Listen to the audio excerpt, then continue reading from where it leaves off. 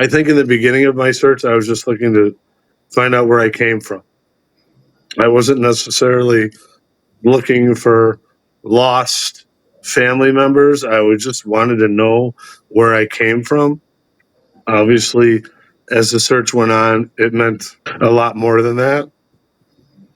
But for me, the bottom line was, if that was the case, because I've been told by so many different people that there's so many different outcomes of searches like this. There's great ones, there's horrible ones, there's mediocre ones, there's ones that just like nothing. And if I found the two human beings that conceived me and they didn't want anything to do with me, at the point in my search, I didn't really care. I'm not saying that I would have loved that outcome, but at least I would have known where I came from. And if that's the least I'm going to get, that's more than nothing. And for me, the never knowing is worse than the not being wanted. You're wanted. I mean, that's the best outcome ever. So I got lucky. I got lucky as hell. And I've never been happier. Welcome to DNA Surprises, a podcast that delves into the world of unexpected DNA discoveries. I'm your host, Alexis Auersalt. In July 2021, my life took a surprising turn when I found out that I'm an NPE, a person who has experienced a non-paternal event. In other words, my biological father isn't who I thought he was. Join me as we explore the stories of NPEs, adoptees, and donor-conceived people and their families. Get ready to unravel the astonishing journeys that begin with a simple DNA test. This is DNA Surprises. It's a scam. That's what some family members say after a DNA surprise is uncovered. Those tests aren't accurate. Or, if a long-lost relative reaches out, they're surely after money. If you've listened to this podcast for any length of time, you know that's not true, but it's a common response. In this week's episode, I'm joined by Melissa and Dan, who were both advised to be wary of each other after they connected. Dan was adopted as an infant, and after taking a test to find his biological parents, he found his sister, Melissa. They share what those first conversations were like and how they've since forged a special bond in the short time that they've known each other. Thank you for sharing your story, Dan and Melissa. Dan, 55, Northbrook, Illinois. Melissa, 45, and at the moment I'm living in Maine. I've always known that I was adopted since I was a little kid. My adopted mother and father always told me that, so they explained that to me my whole life growing up. Sorry. And I just, as I got older, I just wanted to know like where I came from, and if there was, anybody else who looked like me, if I had any brothers, sisters. I just wanted to know more because I always kind of felt like distant and lost. And I grew up with an adopted brother and a sister who was not adopted. You could just tell there was a difference. I mean, they loved us. I never needed. I had a good life. But there was always something missing. I'm sorry. It's really okay, and I think it's really good for people to hear how these feelings affect people. Were your parents supportive of you learning more about your birth parents? It wasn't talked about much, like through high school. It wasn't like they were secretive. My parents that adopted me got divorced when I was 5. So my dad was kind of not that much in the picture. When I went to college, my mom worked at a company in Iowa. That's where I went to college. I remember just walking in there one day and asking her and telling her that I'm not looking to replace you. I just said, I just want to know for down the road. And then later, when I had a daughter, my daughter's mother, she wanted to know more information too, just about historical background and medical background and things like that. My mom gave me a name and told me that the woman that gave birth to me was very young, and she told me her name. And that was where my search started. Okay. All right. So you had a little bit to go on, but not too much. So what did you do to really begin searching? Well, online, obviously, just was going online, typing her name in, and all over. Just tons and hours of just researching her name. And then eventually I spoke to a couple different people. At the time, I didn't have a lot of money, and I was referred to some people to search, but the money was too much for me, and I couldn't afford it, and I never knew whether that would even amount to anything, or was I just throwing my money away? And I was in college and working, so I was broke. so it was off and on for many years, and this one is the hard one for me. I'm going to try and get through this without crying. I don't know if you've ever heard of, I think her name is Pam Slayton. No. She apparently was some DNA guru and was going to have a show on the Oprah Winfrey Network. They were asking people to submit videos, why to choose you. So I did a video and explained everything. Within a week or two later, I got a call back from the show saying that we're going to take you on. We love your story. And then I went through a process of talking to producers, and they made me go to a psychiatrist. It was a 4 to 6 hour interview, I guess, to make sure that I wasn't going to freak out or something if I didn't like the information that I heard. And then I was talking with other producers about, am I going to be okay with cameras following me around all the time?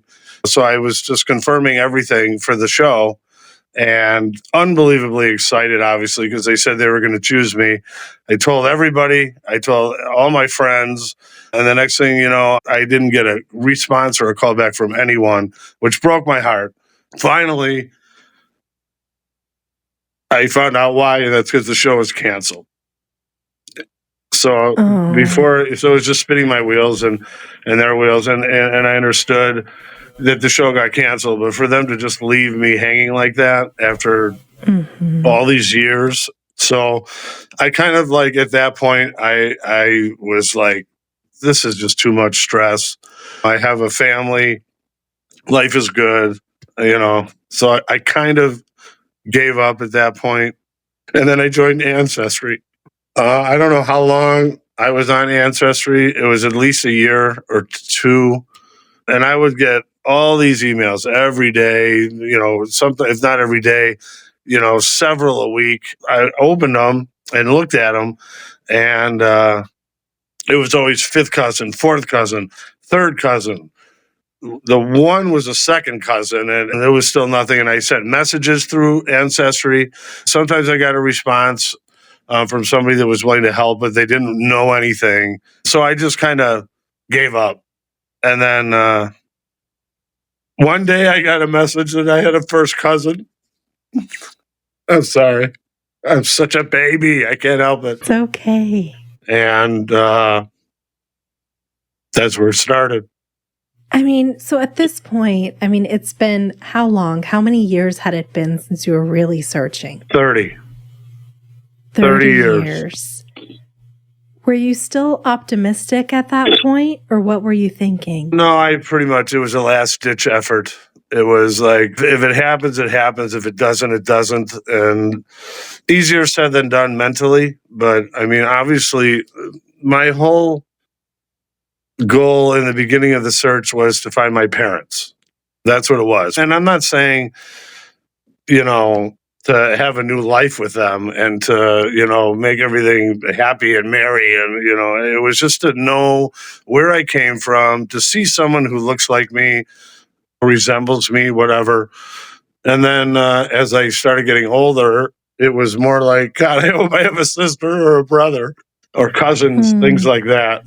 Maybe now's a good time to flip over to Melissa since you reached out first. What prompted you to take an ancestry test? Well, it was always in the back of my mind because, well, my dad is a very good human being. He is a great human being. He is a terrible family man. So, Okay. like, in the back of my head, I always thought, well, I mean, there's a chance. There's probably quite a few chances, in fact. But what really pushed me to do it is really learning more about my mom's side of the family because they're European and World War II and all that. And I just thought that would be an interesting thing to learn about. And then ultimately there was a sale on Ancestry for a really cheap sign-up price. So I went for it. Those sales, they get us every time. Yep. Okay, so you take the test. Yep. You get your results. And what do you see? Well, I didn't know what anything meant. So I had scrolled through a few times and I saw we're not real close with my dad's side of the family, but I know him well enough. I know him by name. We're Facebook friends, that kind of thing. So I saw plenty of people I knew, and I was sitting there with a friend of mine who had gone on her own ancestry, finding her biological family journey. So I was like, I don't know who this guy on top is, but here's my aunt, here's my cousin. And she's like, whoa, scroll back. And she just goes, yeah, you have a brother. And I was like, shut up. No, And it took her explaining to me what the numbers meant and all that. And so she helped me send that first ancestry message to Dan because I didn't want to overstep. And, I don't know what it feels like to be adopted. I didn't want to say anything wrong or, whatever. So she helped me write a message to him. And so I was constantly refreshing. So I think at 2 a.m, I got a message back, and it was just back and forth since then. Wow. So you took this test knowing, okay, it's a possibility. Would you say that you were hoping, just curious? What kind of emotions did you have around taking it? I think a little bit of both. I don't know if I was hoping so much as well, that'd be awesome. What are the odds that would be true? But that would be cool. I would think that was neat. But that was about it. It's just sort of a fantasy of wouldn't that be awesome if I had family out there? And you said you weren't very close with your dad's family. You kind of knew who they were, Facebook friends. Did your dad know that you were taking this test? Or no? He does okay, now. He did not. Okay. All right. Okay, so back over to Dan. You get this message randomly after kind of going, all right, this is a last-ditch effort. We'll see what happens. And you open this message, which has been, I just want to say, sounds very compassionately written, which is so awesome, Melissa, that you had a friend who helped you with it, but also that you had the forethought to recognize that you didn't know what it was like to be adopted or what the situation might be, and, to kind of carefully craft your message. But Dan, you open up this message. What does it say and how do you react? I almost died. For real. I was finally, I didn't believe it really, but I had a friend from high school that I haven't talked to in many years who was also adopted. She had been through a lot of this process and apparently now helps people find lost, relatives. And I posted something on Facebook a long time ago, and she reached out and we talked, and I haven't talked to her in 20 plus years. She's actually the one who paid for my Ancestry account. And it was kind of like the same thing with Melissa. When I showed her the numbers, because I didn't know, CC, I still don't even know what it means, but all these numbers. And she's like, you have a sister. And I was like, no way. There's no way. And she's like, yeah. And after just not believing it, Melissa's message was just, it's funny because every once in a while, I'll go back and read it. It's crazy how far we've come since that first message. Because when she said, if you're comfortable, sharing. I'm like, I'll give you my name, my phone number, my address, whatever you want. Here's where I'm at. And so I was ready to give everything up.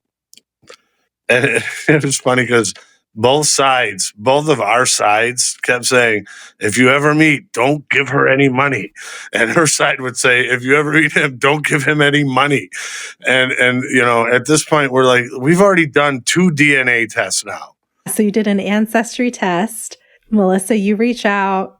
Dan, you're like, all right, let's do this. You're all in. You're excited. But there's still some trepidation, questioning of the result. Yeah, no, everyone was saying the same thing to me, is this is a scam. If he wants any money from you, you do not give him any money. And yeah, I was like, I don't understand how scammers work and what they do and how they do what they do. So maybe it's a scam. So, but also it's DNA. So I couldn't put that together. It'd be quite elaborate to like hack into your DNA results and do a match. But also, I mean, there are a lot of elaborate scams in the world, and it's kind of a big revelation to find a family member. So I think it's common that people are a little bit skeptical that there might be some financial motivation. So which test did you take to validate your relationship? Let's see. I just actually brought it up right before we started this because I saved it. DNA TCA. I had like 3 or 4 that I looked at before I asked Dan if it was okay if we did a second one. I had like 3 or 4 I looked at and narrowed it down to one that, like, when I read about it and all that, it seemed pretty legit. But I kind of didn't want him to know the name of it because I'm like, if this is a scam, I don't want him to know where it's coming from. Okay, so after you message Dan, he gives the information. How are you communicating at this point? Is it through the app? Are you texting, email? We did a couple through the Ancestry app, and then I asked if we could switch to email because I thought that would be easier. And he wanted to have a phone call, which my husband was out of town at the time. And I'm like, I was like, I can't just like have that to myself for days. I was like, so I'd rather wait till he comes home so I can unload right away. So we ended up, my summer job, I walk on the beach. We ended up texting for like a whole entire shift, just like telling stupid jokes and, tell me a fact about you or, whatever, just back and forth. And then I think we spoke, I want to say the next day, because then my husband was home. And then this time, had you gotten the second DNA test results, or were you still waiting on that? We didn't do that until after our first phone call. Okay. How was that first phone call? I mean, I get real nervous talking on the phone, and I can't do it. I'm not a conversationalist. I was super stressed. I actually fired my therapist because she was supposed to meet me in the morning and she stood me up. So that was it for me and her. I got a new one who's great. But after the first couple sentences, it was just like someone I knew my whole life. Wow. And Dan, what about for you when you finally had that phone call? I was obviously extremely nervous, just, worried. Is she gonna like what I have to say, or how is she gonna be? And are we even gonna be compatible? Are we even gonna want to know each other more? I was going nuts. But I mean, after talking to her for like a minute, that was all gone. She's really awesome. Oh. So is he. And I remember at the end of the conversation, I remember exactly how it sounded. He sort of stuttered a little and he goes, I think I love you. And I was like, me too. Oh, yeah, it's this weird thing, right? Because you're related, but you're just meeting each other, through the phone.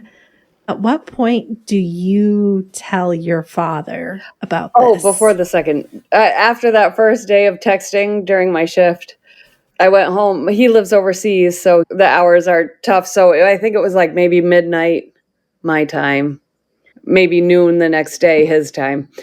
And I was just like, hey, do you know the name that Dan had for his mom, his biological mom? And my dad's getting older. He's losing it a little. He also is the people pleaser. So I'm like, do you know Betty, last name? And he's like, I don't know, maybe. Sounds maybe a little familiar. I'm not sure. And I was like, oh, because you have a son. So you should know her. And my dad and I historically don't have the strongest, best relationship. We can have some drinks together.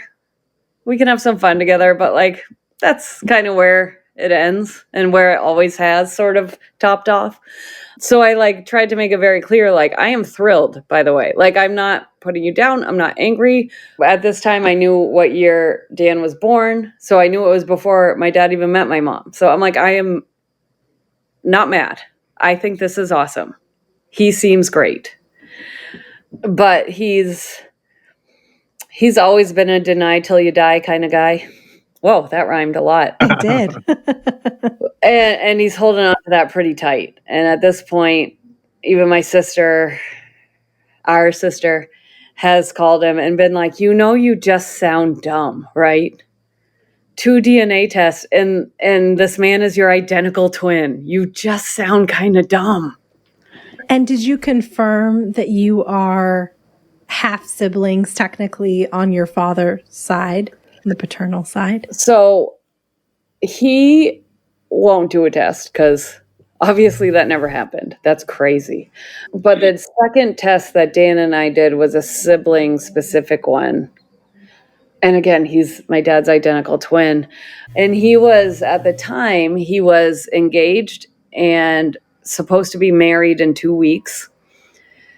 And his whole family loved this woman, thought she was great, thought she was wonderful. She probably was, which is why she got the hell out of Dodge 2 weeks prior to the marriage. And our theory is that she found out about him cheating on her. Whether it was cheating on her or found out that the other woman was pregnant, I'm not certain that he knew anyone was pregnant. He may have. I have no idea. But that's at least the theory of why the wedding was canceled, was that she at least found out something happened. Okay. And so he just denies it. Does he still deny it today? Yep. Yeah, I've sent him a few messengers. And on Messenger, you can see the little, if somebody read it or not. So he's read it.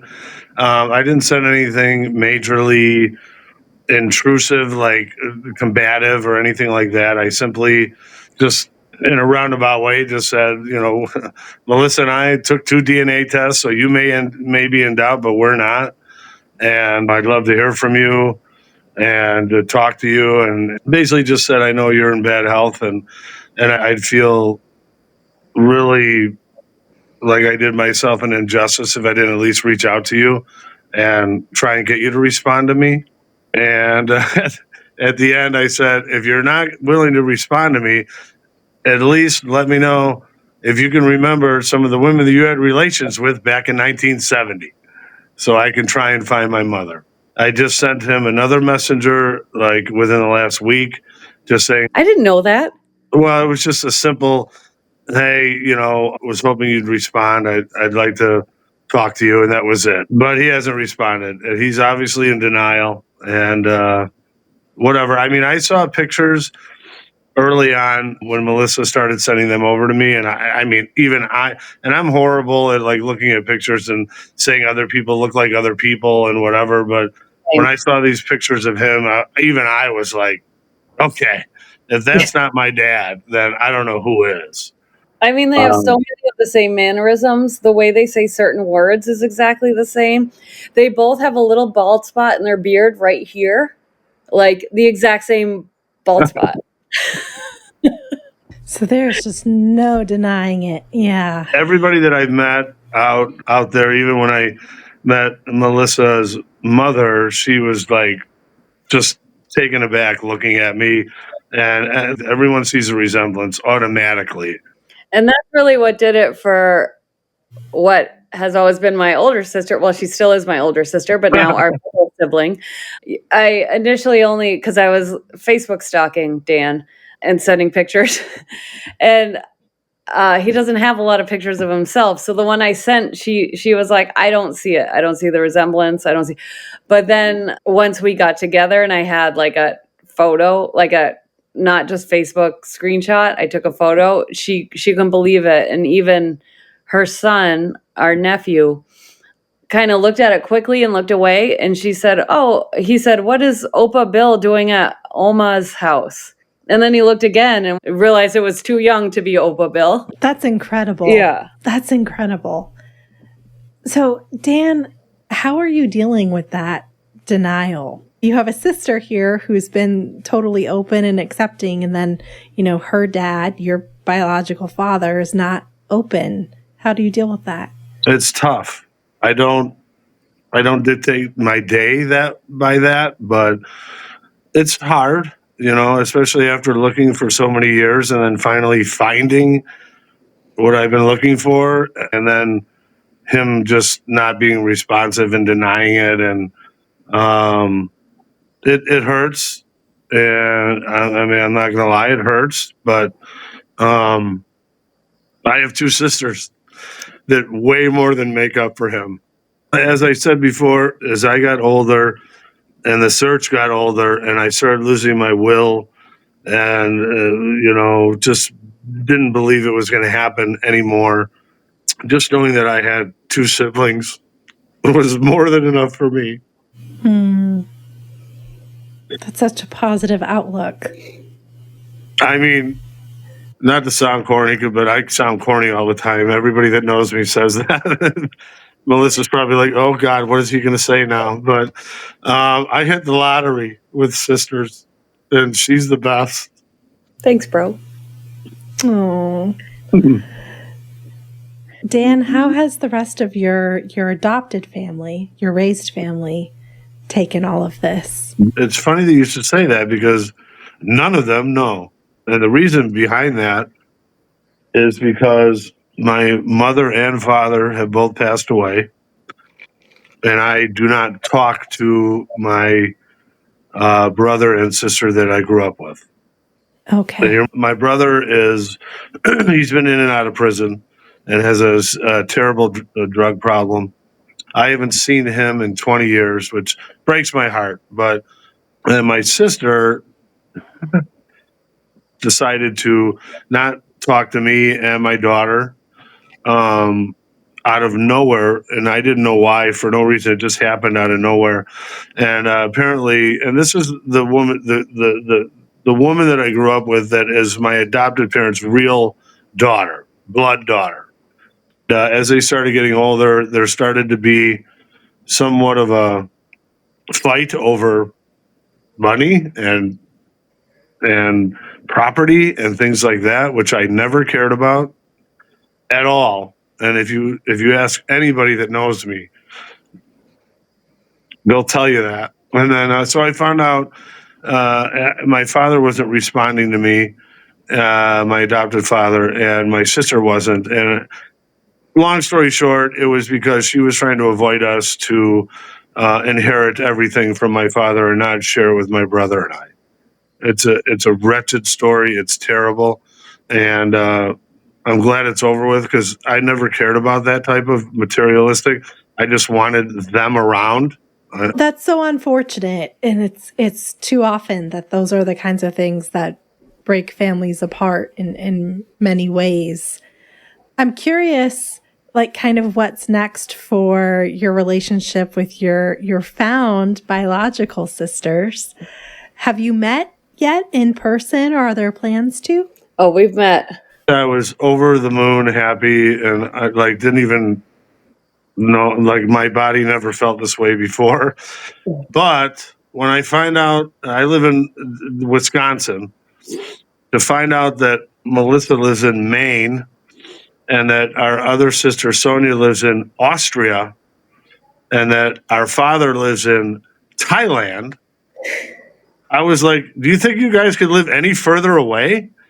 Which I thought was funny. But so anyway, since then, I visited her and her husband in Maine, I think 7 or 8 times. Wow. She came, she's 2-3 times here. Oh, and then in Kentucky, because I'm working in Kentucky right now. So what was it like? I mean, obviously it's gone well because you've continued to see each other in person so many times. What's it been like seeing and hugging and? Well, the first I went to go see him because where I live, there's not like a hotel nearby. And I didn't want him in my house right away because I'm a Fair. student. Fair. So I was like, I wanted to go visit him where I could have a hotel room. And if it turned into a trip to Milwaukee, that's outstanding. But if we get along and we want to hang out all weekend, that's great too. But I'm going to have my own space to go back to. That was the end of September. So we first messaged at the end of August. So end of September was the first visit.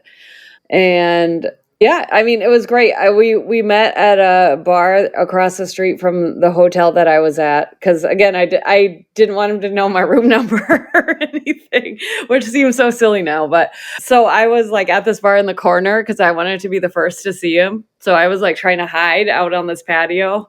But he saw me first and almost ran over some kids on bikes. And Well, I mean, literally, there was two entrances into the bar, and I missed the first one, and then I was turning across the road, a 4-lane road, and I saw her in the corner, and it was like the first time I've ever seen her, and like I didn't see anything else.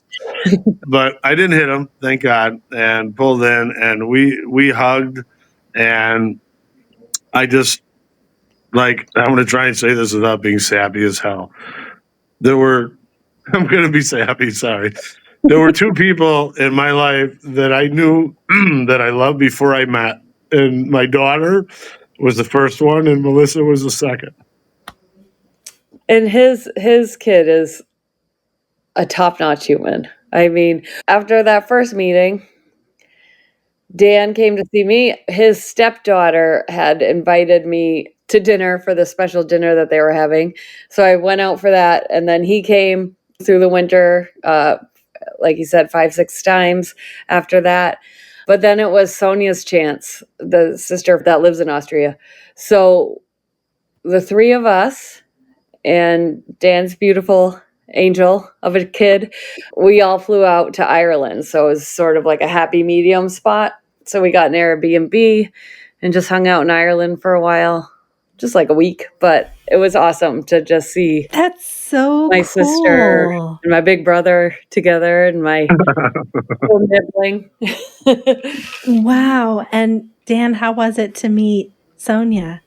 It was incredible.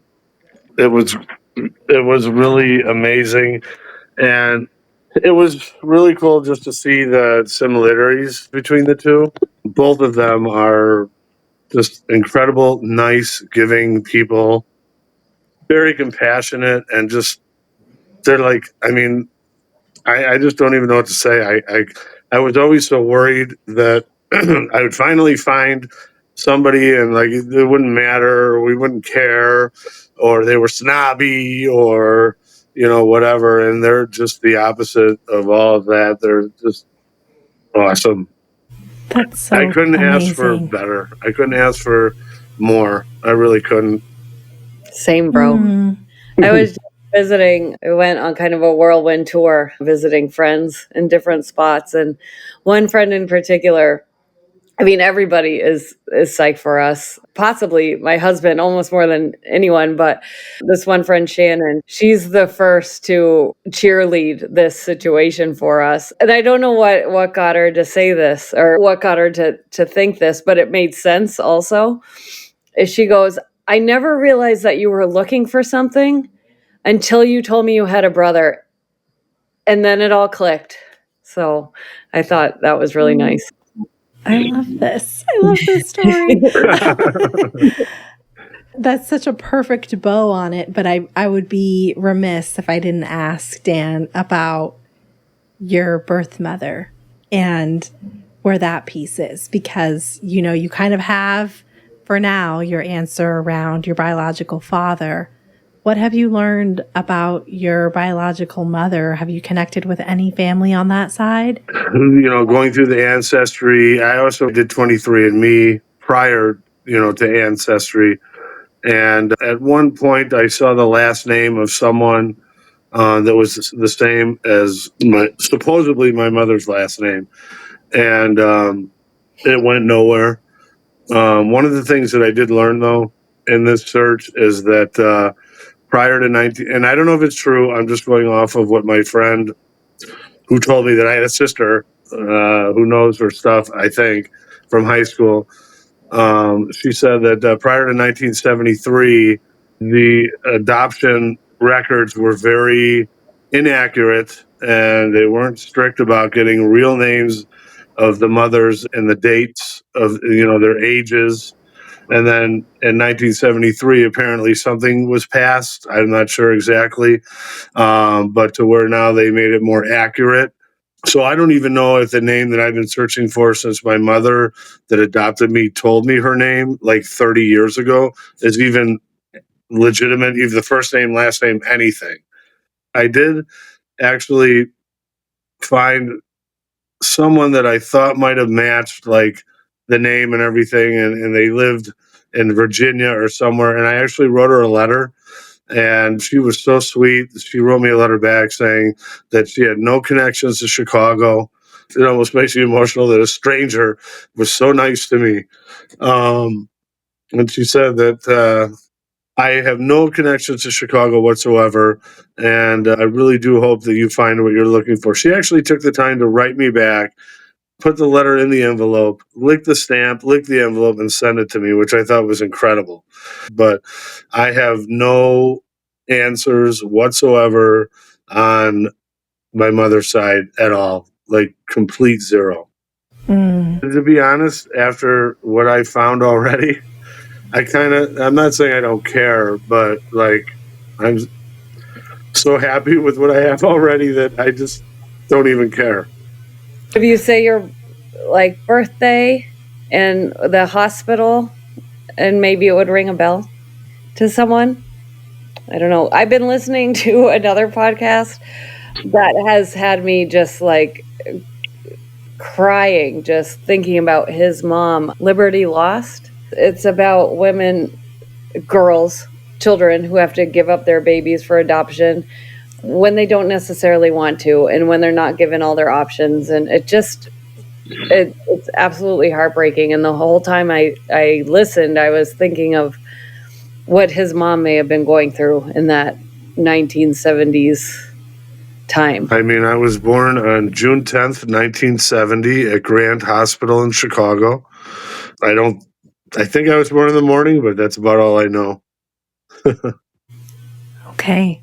Well, if anyone is listening and might have any insight based off of that, please reach out. You can reach me through the contact form at dnasurprises.com, and I'll be happy to pass your message on to Dan. When I was going through the psychological tests through the Oprah Winfrey Network and that show I was supposed to be on that broke my heart, they kept asking me so many different questions. And one of the questions was, how are you going to react if we do find anybody that you're related to and they don't want anything to do with you?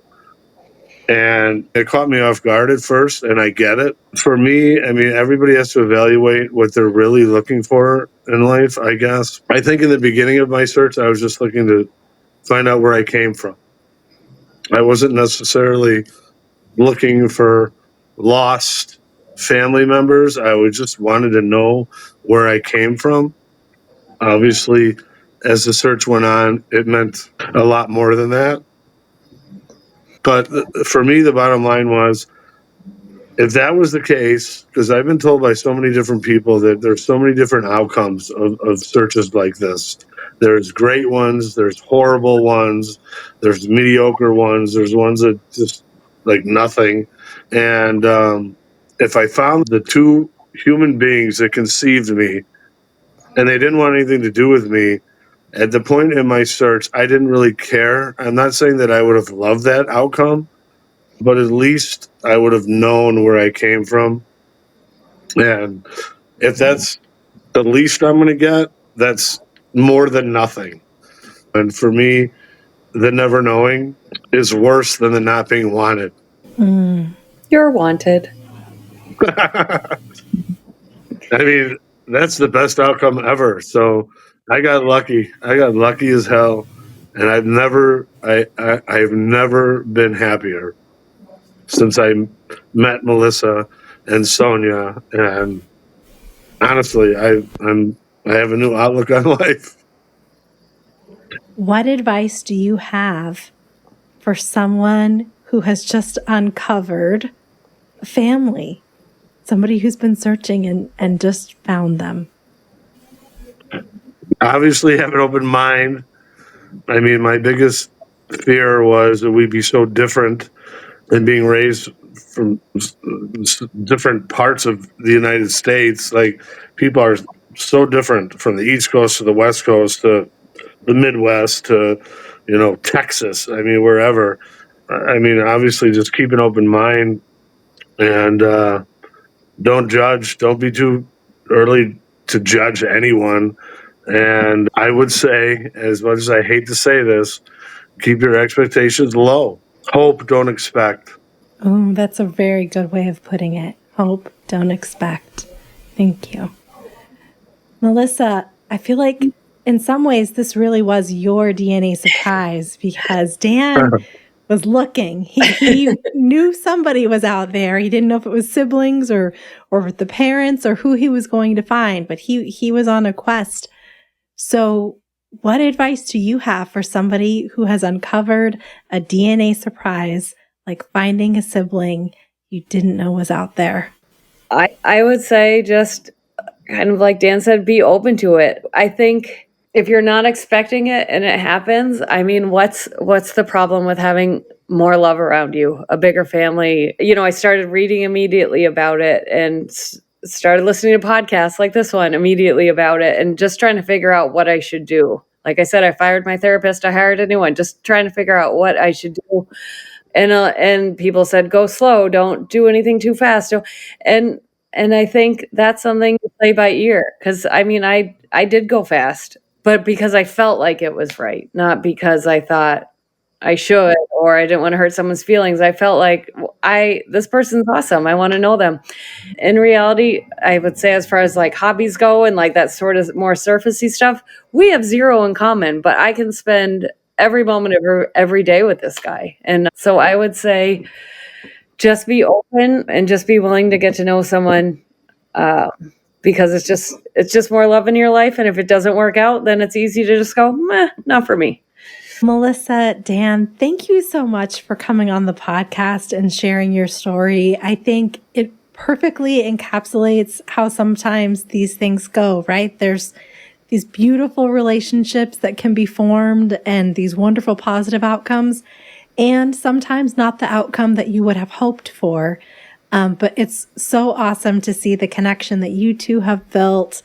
I really hope that you get more answers, Dan, but it's amazing to see your outlook, though, on where things are today and how you've accepted where things are today. So thank you. Thank you. Thank you. Thanks again to Dan and Melissa for sharing your story. If you have a DNA surprise that you'd like to share, please submit your story at dnasurprises.com. And for early, ad-free access to episodes, join me over on Patreon at patreon.com/DNA surprises. Until next time. This episode of DNA Surprises was hosted, produced, and edited by me, Alexis Auersalt. It was mixed and mastered by Josh Auersalt of Siren Recording Studios.